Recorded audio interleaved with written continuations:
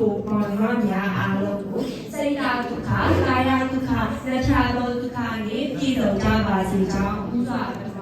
စုမှုကောင်းတာအပ်ပါတယ်ရှင်။ကျွန်မကတော့ကရင်ပြည်နယ်ဖအံမြို့ဝိရကိုပိုင်ကျောင်းတွင်ပညာစီးမှုပန်းနေခုလေးရဲ့ဝိတော်ရာယောက်ကြီးတို့ထုံလေးကောင်းပါပြီးစေကျဲတဲ့စိတ်တွေပေါ်ထားတဲ့အမြဲစေကျဲနေသူကျွန်မနန်းတော်စင်လေးပဲဖြစ်ပါတယ်ကျွန်မဒီနေ့ရှင်းတိုင်းသွားမယ်တောင်းစင်လေးကတော့ကျွန်မကကုလသမဂ္ဂထွေထွေတွင်မှုကြောင့်ဖြစ်ခဲ့တော်ဆိုတဲ့ကောင်းစင်လေးပဲဖြစ်ပါတယ်ရှင်ကျွန်မကကုလသမဂ္ဂထွေထွေတွင်မှုကြောင့်ဖြစ်ခဲ့မယ်ဆိုလို့ရှိရင်ကျွန်မလီစာအားကြားရပါတော့အာရှတိုင်းတွင်ပထမဦးဆုံးကုလသမဂ္ဂထွေထွေတွင်မှုကြောင့်ဖြစ်ခဲ့တဲ့ဦးတန်းဤလုံဆောင်ချက်များကအတူယူပြီးလုံဆောင်သွားမှာပဲဖြစ်ပါတယ်ကုလသမဂ္ဂထွေထွေတွင်မှုကြောင့်ဖြစ်ခဲ့ရင်သူဤကုလသမဂ္ဂထွေထွေတွင်မှုကြောင့်တာဝန်ရမှာဖြစ်တဲ့ပထမဆက်နိုင်ငံရေးဆိုင်ရာတာဝန်ရများအုပ်ချုပ်ရေးဆိုင်ရာတာဝန်ရများကိုစားပြုခြင်းနဲ့ဆက်သွယ်ရေးဆိုင်ရာတာဝန်ရများ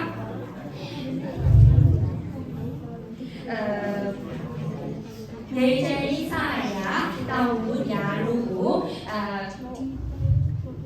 စံစွမ်းတမန်တဲ့ကျိုးပန်းလုံးဆောင်သွားမှာပဲဖြစ်ပါတယ်အကယ်၍ကျမသာကုလသမဂ္ဂထွေထွေတွင်ကြုံဖြစ်ခဲ့မယ်ဆိုလို့ရှိရင်ကျမဂျာနီဝါဒကိုကျင့်သုံးသွားမှာပဲဖြစ်ပါတယ်စေခါလာညီဒီနိုင်ငံကြီးပမာဖမ်းလိုက်တဲ့တမန်တမန်ကြားတဲ့ဂျာနီဝါဒကိုကျမကျင့်သုံးသွားမှာပဲဖြစ်ပါတယ်ကျမကစိတ်ဖြစ်ပြီးမှရေချမ်းရေးကိုလိုလားတာချက်စနစ်ပြင်းပြီးပြိပခအရေးခံတွေအကြောင်းသိရှိရတာနဲ့ချက်ချင်းဖြည့်ရှိသွားမယ်စနစ်ကိုပုံမှုသဘောကျပါတယ်ပြိပခအရေးခံများဖြစ်ကြတဲ့တမိုင်းဆိုင်ရာအကြောင်းအရာများနေမိတ်ဆိုင်ရာအကြောင်းအရာများဒါမှမဟုတ်တဘာဝအရေးတဘာဝ is broad ထွက်ကုန်ကြောင်းရာတွေကိုစားဖြစ်တာနဲ့ကျမကိုယ်တိုင်သူမဟုတ်ကျမရဲ့လက်အောက်ငယ်သားတွေကိုထုံနိုင်တဲ့တစ်ခုရဲ့ကောင်းဆောင်တွေကိုဆွေးနွေးနိုင်မှုချက်ချင်းစီလို့တောင်းပါပဲဖြစ်ပါတယ်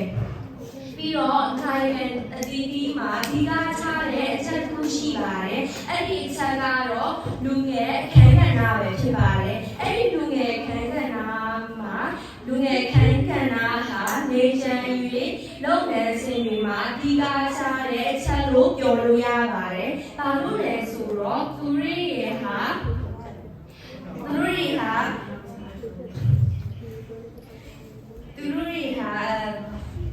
တနည်းကြောင့်ရှိရဲ့နိုင်ငံဒါမှမဟုတ်ကမ္ဘာကြီးကိုဦးဆောင်သွားတဲ့သူတွေဖြစ်ပါတယ်ပြီးတော့ကျမကကုလသမဂ္ဂထွေထွေတွင်မှုကြုံဖြစ်ခဲ့မယ်ဆိုလို့ရှိရင်ကျမလုပ်ချင်ဆုံးဆန္ဒတစ်ခုရှိပါတယ်အဲ့ဒါကတော့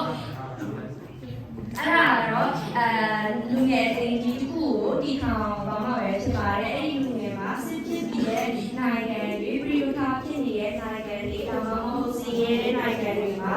စီးရဲတဲ့နိုင်ငံတွေမှာရှိတဲ့လူငယ်တွေအတွက်အသက်မွေးကြောင်းဆိုင်ရာ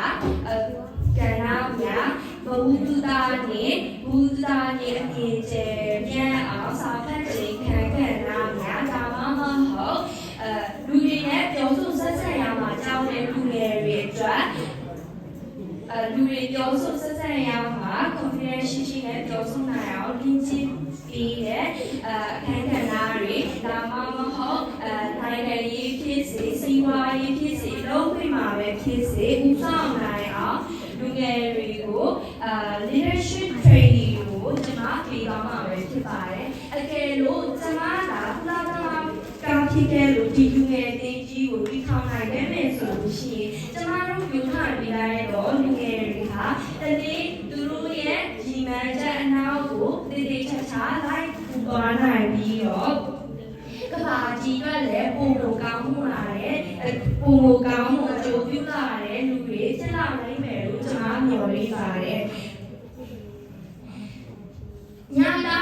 ဘာနဲ့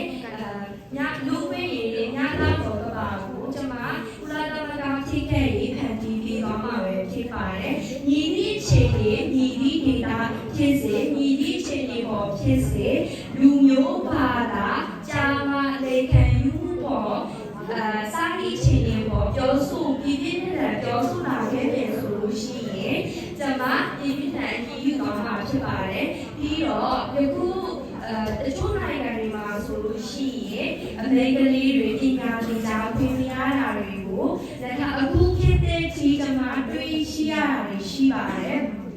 အဲ့ဒီအတွက်အမေရိကန်လေးတွေပညာသင်ကြားခွင့်ရအောင်ရှေ့ကနေမှမကြီးဆိုင်ပါမယ်ခေါင်းဆောင်ပါလို့လည်းဖြစ်ချင်ပါတယ်ရှင်ပြီးတော့အခုကဘာကြီးမှာအကြီးမားဆုံးပြဿနာတစ်ခုလို့ပြောရမယ်ဆိုလို့ရှိရင်ယာတီဥတုပဲဖြစ်ပါတယ်အဲ့ဒီယာတီဥတုဒီရက်ရဲ့ကြားရလာပြီဆိုလို့ရှိရင်ကြားရလာတဲ့နိုင်ငံတွေအတွက်အကောင်းဆောင်များအစိုးရမဟုတ်တဲ့ဖွဲ့စည်းများနဲ့ကူညီကယ်ဆယ်ရေးဖွဲ့များနဲ့ပူးပေါင်းပြီးတော့ဒီလူတွေဒါတွေကိုတောက်ွယ်ပြီးတော့မှာပဲဖြစ်ပါတယ်အကယ်၍ယာတီဥတုဒီကပ်ပြီးမတိုင်းရပါခင်ကလေးကပြင်ဆင်မှုများနဲ့ပြုလုပ်ကောင်းမှာပဲဖြစ်ပါတယ်အခုကျမတို့မြန်မာနိုင်ငံမှာကျမတို့ကိုဝေးပြီးတော့ခရတော့2020ခုနှစ်မတ်လ28ရက်တွင်ဖြစ်ပေါ်ခဲ့သော PR 9.9 PR ကြီးမဲ့လေးတစ်ခုကျမတို့မြန်မာနိုင်ငံအနေပိုင်းတွင်လောက်ခတ်ခဲ့ပါတယ်အဲ့ဒီလောက်ခတ်မှုတွေကြောင့်လူပေါင်း3000ကျော်မှ5000ကျော်တည်ဆော်ရတယ်လို့လည်းသာသိရပါတယ်ဒီကိုင်းနယ်က1000ကျော်ရရှိခဲ့တယ်လို့လည်းသာသိရပါတယ်ထိုငယ်လေးကြောင့်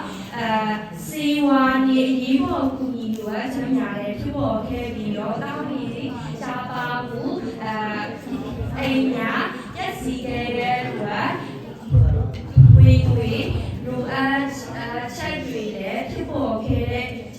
အခြေအနေနဲ့ညီဆိုင်ရပါတယ်အကယ်၍ကျမတို့ကုလသမဂ္ဂတွေကြုံဖြစ်ခဲ့မယ်ဆိုလို့ရှိရင်ဒီလိုအခြေအနေကိုပေါ်ပေါ်စားနေပဲထိရရောက်နဲ့ကောင်းမှုစွာပြုလုပ်ပြီးတော့မှာပဲဖြစ်ပါတယ်